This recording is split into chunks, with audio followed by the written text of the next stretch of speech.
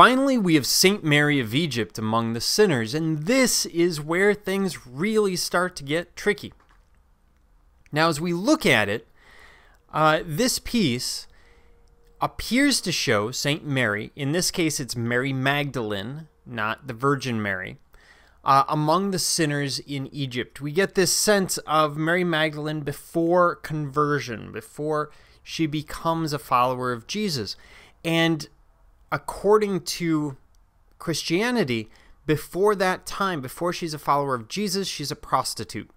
And so we're seeing some of those activities, that sinful activity, except this makes it particularly tricky because we have these harsh colors and raw brushstrokes that are emphasizing the leering faces on the right, those faces that are really uncomfortable, those faces that we might expect in a strip club or looking at certain websites online.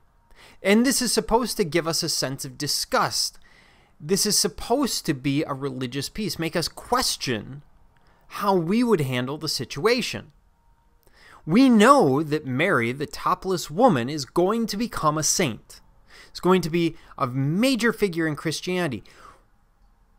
But if we were in front of a woman under similar circumstances, would we react the same way that the men on the right do?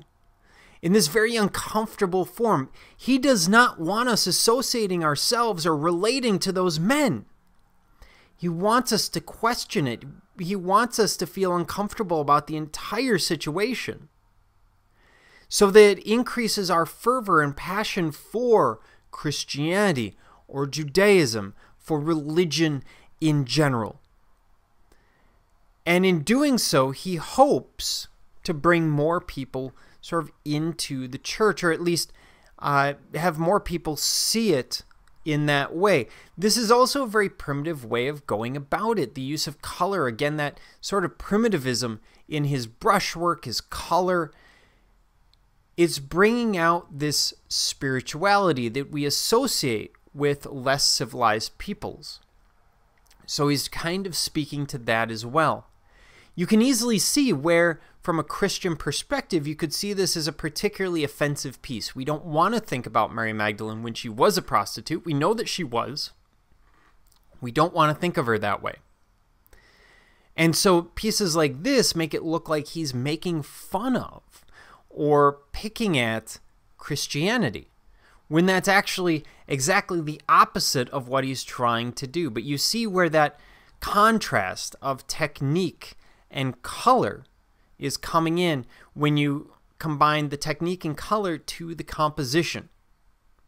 If you imagine this a different way, if you imagine this in a more realistic form, where Mary has a face that looks like she wants to repent as a sinner, you could see this as possibly an acceptable piece. But really, when Nolde does it, because of these misunderstandings of what's going on, we often see it as degenerate. We see it as somehow unworthy, somehow sinful or wrong.